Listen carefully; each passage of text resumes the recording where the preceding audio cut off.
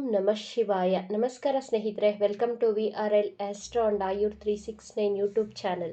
ಮೊದಲಿಗೆ ಎಲ್ಲ ಕಟಕ ರಾಶಿಯವರಿಗೂ ಹೊಸ ವರ್ಷದ ಹಾರ್ದಿಕ ಶುಭಾಶಯಗಳು. 2026 ನಿಮ್ಮ ಆಸೆ ಕನಸುಗಳನ್ನು ನನಸಾಗಿಸುವಂತಹ ವರ್ಷವಾಗಲಿ ಎಂದು ಹಾರೈಸುತ್ತಾ 2026ರಲ್ಲಿ ಕಟಕ ರಾಶಿಯವರ ಆರೋಗ್ಯ, ವಿದ್ಯಾಭ್ಯಾಸ, ಜಾಬ್ ಹಾಗೂ ಬಿಸ್ನೆಸ್, ವೈವಾಹಿಕ ಜೀವನ, ಪ್ರೀತಿ ಪ್ರೇಮದ ವಿಚಾರ ಹೇಗಿರಲಿದೆ ಎಂದು ಈ ವಿಡಿಯೋದಲ್ಲಿ ತಿಳಿಸಿಕೊಡಲಿದ್ದೇನೆ.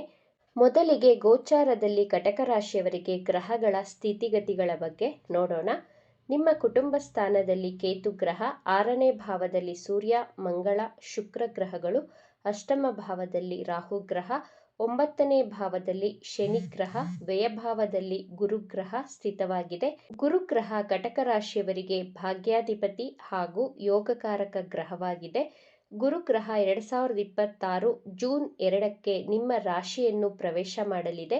ಕಟಕ ರಾಶಿಯಲ್ಲಿ ಗುರುಗ್ರಹ ಉಚ್ಚತ್ವವನ್ನು ಪಡೆದುಕೊಳ್ಳುವಂತಹ ಗ್ರಹ.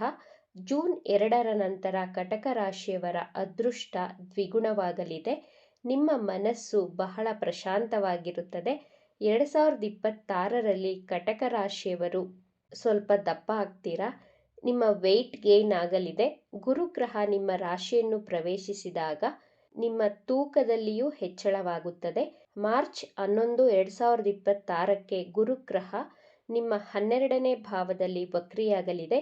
ಮಾರ್ಚ್ 11ರವರೆಗೂ ಕಟಕ ರಾಶಿಯವರಿಗೆ ನಿಮ್ಮ ಖರ್ಚುಗಳು ಹೆಚ್ಚಾಗಲಿದೆ. ಇಂಪೋರ್ಟ್ ಹಾಗೂ ಎಕ್ಸ್ಪೋರ್ಟ್ ಬಿಸ್ನೆಸ್ ಮಾಡುತ್ತಿರುವವರಿಗೆ ಗುಡ್ ಟೈಮ್. ಫಾರಿನಲ್ಲಿ ಜಾಬ್ ಮಾಡುತ್ತಿರುವವರಿಗೂ ಗುಡ್ ಟೈಮ್. ಧಾರ್ಮಿಕ ಯಾತ್ರೆಗಳನ್ನು ಮಾಡುತ್ತೀರಾ. ನಿಮ್ಮ ಸ್ನೇಹಿತರಿಗೆ ಹಣವನ್ನು ಖರ್ಚು ಮಾಡುತ್ತೀರಾ.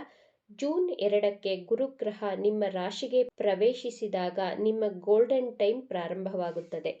ನಿಮ್ಮ ಖರ್ಚುಗಳು ಜೂನ್ 2ರ ನಂತರ ಕಂಟ್ರೋಲ್ ಆಗಲಿದೆ. ನಿಮ್ಮ ಪ್ರೊಫೆಷನಲ್ಲಿ ಹೆಚ್ಚಿನ ಸಕ್ಸಸ್ ಹಾಗೂ ಗ್ರೋತ್ ಸಿಗಲಿದೆ. ಕಟಕ ರಾಶಿ ವಿದ್ಯಾರ್ಥಿಗಳ ವಿದ್ಯಾಭ್ಯಾಸದ ಬಗ್ಗೆ ನೋಡೋಣ. ವಿದ್ಯಾಭ್ಯಾಸವನ್ನು ಪಂಚಮ ಭಾವದಿಂದ ನೋಡಬೇಕು.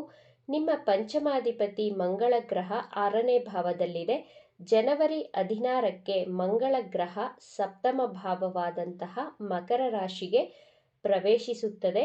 ಜನವರಿ 16ರಿಂದ ಫೆಬ್ರವರಿ 24ರವರೆಗೂ ಕಟಕ ರಾಶಿ ವಿದ್ಯಾರ್ಥಿಗಳು ಬಹಳ ಎನರ್ಜಿಟಿಕ್ ಆಗಿರುತ್ತೀರಾ.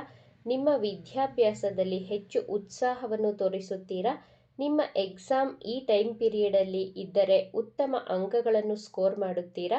ಫೆಬ್ರವರಿ 24ರಿಂದ ಏಪ್ರಿಲ್ 3ರವರೆಗೂ ಮಂಗಳ ಗ್ರಹ ನಿಮ್ಮ ಅಷ್ಟಮ ಭಾವದಲ್ಲಿ ಗೋಚಾರ ಮಾಡುತ್ತದೆ. ಮಂಗಳ ಗ್ರಹ ರಾಹು ಗ್ರಹದ ಜೊತೆ ಇರುತ್ತದೆ. ಈ ಟೈಮಲ್ಲಿ ನೀವು ಬಹಳ ಕೇರ್ಫುಲ್ ಆಗಿ ಇರಬೇಕು. ನಿಮ್ಮ ಆರೋಗ್ಯದ ಬಗ್ಗೆ ಹೆಚ್ಚಿನ ಕಾಳಜಿಯನ್ನು ವಹಿಸಬೇಕು.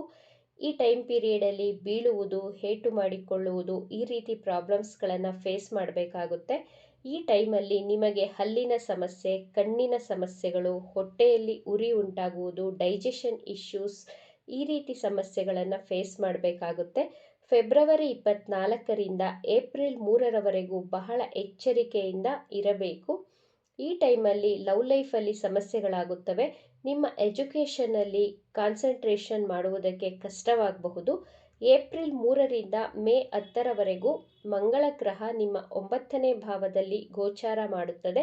ನಿಮ್ಮ ಹೈಯರ್ ಎಜುಕೇಷನ್ಗೆ ಗುಡ್ ಟೈಮ್. ಫಾರಿನಲ್ಲಿ ಜಾಬ್ ಮಾಡುತ್ತಿರುವವರಿಗೆ good time. Hardware, software, technical, IT ಫೀಲ್ಡಲ್ಲಿ ಜಾಬ್ ಮಾಡುತ್ತಿರುವವರಿಗೆ ಗುಡ್ ಟೈಮ್. ಡಾಕ್ಟರ್ ಹಾಗೂ ಸರ್ಜನ್ಗಳಿಗೆ ಒಳ್ಳೆ ಸಮಯ ಇದಾಗಿದೆ. ಮೇ 10ರಿಂದ ಜೂನ್ 20ರವರೆಗೂ ಮಂಗಳ ಗ್ರಹ ಮೇಷ ರಾಶಿಯನ್ನು ಪ್ರವೇಶಿಸುತ್ತದೆ. ಇದನ್ನು ರುಚಕ ರಾಜಯೋಗ ಎಂದು ಕರೆಯಲಾಗಿದೆ. ನಿಮ್ಮ 10ನೇ ಭಾವದಲ್ಲಿ ಮಂಗಳ ಗ್ರಹ ಗೋಚಾರ ಮಾಡಿದಾಗ ನಿಮ್ಮ ಜಾಬ್ ಹಾಗೂ ಬಿಸ್ನೆಸ್ ಅಲ್ಲಿ ಉತ್ತಮ ಧನಲಾಭವನ್ನು ನೋಡುತ್ತೀರಾ. ಜೊತೆಗೆ ನೇಮ್ ಹಾಗೂ ಫೇಮ್ ಸಿಗಲಿದೆ. ಈ ಟೈಮ್ ಪೀರಿಯಡಲ್ಲಿ ನಿಮ್ಮ ಜಾಬಲ್ಲಿ ಪ್ರಮೋಷನ್ ಆಗಲಿದೆ. ಜೂನಿಂದ ಮಿಡ್ ಆಗಸ್ಟ್ವರೆಗೂ ಜಾಬ್ ಇಲ್ಲದ ಕಟಕ ರಾಶಿಯವರಿಗೆ ಹೊಸ ಜಾಬ್ ಸಿಗಲಿದೆ. 2026ರಲ್ಲಿ ಜೂನಿಂದ ಆಗಸ್ಟ್ ದಿ ಬೆಸ್ಟ್ ಟೈಮ್ ಅಂತ ಹೇಳಬಹುದು. ಜಾಬ್ ಹಾಗೂ ಬಿಸ್ನೆಸ್ಗೆ ಗುಡ್ ಟೈಮ್. ಗೌರ್ನಮೆಂಟ್ ಜಾಬ್ ಮಾಡುತ್ತಿರುವವರಿಗೆ, ರಾಜಕಾರಣಿಗಳಿಗೆ, ಸೆಲೆಬ್ರಿಟಿಗಳಿಗೆ ಆಗಸ್ಟ್ 15ರಿಂದ ಸೆಪ್ಟೆಂಬರ್ 15ರವರೆಗೂ ಬೆಸ್ಟ್ ಟೈಮ್. ರಾಹು ಗ್ರಹ ನಿಮ್ಮ ಅಷ್ಟಮ ಭಾವದಲ್ಲಿದೆ. ಕೇತು ಗ್ರಹ ನಿಮ್ಮ 2ನೇ ಭಾವದಲ್ಲಿರುತ್ತದೆ. ರಾಹು ಗ್ರಹ 8ನೇ ಭಾವದಲ್ಲಿ ಗೋಚಾರ ಮಾಡಿದಾಗ ಚಿಕ್ಕ ಪುಟ್ಟ ಆಕ್ಸಿಡೆಂಟ್ಗಳು, ಶಸ್ತ್ರಚಿಕಿತ್ಸೆ ಆಗುವಂತಹ ಸಾಧ್ಯತೆಗಳಿವೆ. ಅಗ್ನಿ ಅವಘಡಗಳಾಗುವಂತಹ ಸಾಧ್ಯತೆಗಳಿರುವುದರಿಂದ ನೀವು ಗ್ಯಾಸಲ್ಲಿ ಅಡಿಗೆ ಮಾಡುವಾಗ, ಎಲೆಕ್ಟ್ರಿಕ್ ವಸ್ತುಗಳ ಜೊತೆ ಕೆಲಸ ಮಾಡುವಾಗ ತುಂಬ ಕೇರ್ಫುಲ್ ಆಗಿ ಇರಬೇಕು. ಫೆಬ್ರವರಿ 24ರಿಂದ ಏಪ್ರಿಲ್ 3ರವರೆಗೂ ಎಲೆಕ್ಟ್ರಿಕ್ ವಸ್ತುಗಳನ್ನು ಬಳಸುವಾಗ ವಿಶೇಷವಾದಂತಹ ಎಚ್ಚರಿಕೆಯನ್ನು ವಹಿಸಬೇಕು. 2026ರಲ್ಲಿ ಕಟಕ ರಾಶಿಯವರು ಯಾವುದಾದರೂ ಒಂದು ಸಬ್ಜೆಕ್ಟಲ್ಲಿ ಡೀಪ್ ಆಗಿ ರಿಸರ್ಚ್ ಮಾಡುತ್ತೀರಾ, ಅಕಲ್ಟ್ ಸೈನ್ಸ್, ಅಸ್ಟ್ರಾಲಜಿ ಬಗ್ಗೆ ಹೆಚ್ಚಿನ ಆಸಕ್ತಿಯನ್ನು ತೋರಿಸುತ್ತೀರಾ. ಜೂನ್ 2ರ ನಂತರ ಕಟಕ ರಾಶಿ ಅವಿವಾಹಿತರಿಗೆ ವಿವಾಹ ಸೆಟ್ ಆಗುವಂತಹ ಸಾಧ್ಯತೆಗಳಿವೆ. ಜೂನ್ ತಿಂಗಳ ನಂತರ ಶಿಕ್ಷಕರಿಗೂ ಗುಡ್ ಟೈಮ್. ಕಟಕ ರಾಶಿಯವರು ನಿಮ್ಮ ಮನಸ್ಸಿಗೆ ನೆಮ್ಮದಿ ಸಿಗಲು ಓಂ ನಮಃ ಶಿವಾಯ ಈ ಮಂತ್ರವನ್ನು ಪ್ರತಿನಿತ್ಯ 21 ಬಾರಿ ಪಠಿಸಿ. ಪಕ್ಷಿಗಳಿಗೆ ನೆನೆಸಿದ ಧಾನ್ಯಗಳನ್ನು ತಿನ್ನಿಸಿ. ಹನುಮಾನ್ ಚಾಲಿಸವನ್ನು ಪ್ರತಿನಿತ್ಯ ಪಠಿಸಿ. ಜೊತೆಗೆ ವಿಷ್ಣು ಸಹಸ್ರನಾಮವನ್ನು ಪಠಿಸಿ. ಎಲ್ಲವೂ ಶುಭವಾಗುತ್ತದೆ. ಈ ವಿಚಾರಗಳು ನಿಮಗೆ ಇಷ್ಟ ಆಗಿದ್ರೆ ನಮ್ಮ ಚಾನಲನ್ನು ತಪ್ಪದೇ ಸಬ್ಸ್ಕ್ರೈಬ್ ಮಾಡ್ಕೊಳ್ಳಿ. ಈ ವಿಡಿಯೋಗೆ ಒಂದು ಲೈಕ್ ಕೊಡೋದನ್ನು ಮರಿಬೇಡಿ. ಈ ವಿಡಿಯೋವನ್ನು ನಿಮ್ಮ ಫ್ರೆಂಡ್ಸ್ ಆ್ಯಂಡ್ ಫ್ಯಾಮಿಲಿ ಗ್ರೂಪಲ್ಲಿ ಹೆಚ್ಚು ಶೇರ್ ಮಾಡಿ. ನಿಮ್ಮ ಅಭಿಪ್ರಾಯಗಳನ್ನು ತಪ್ಪದೇ ಕಮೆಂಟ್ ಮಾಡಿ. Thank you friends.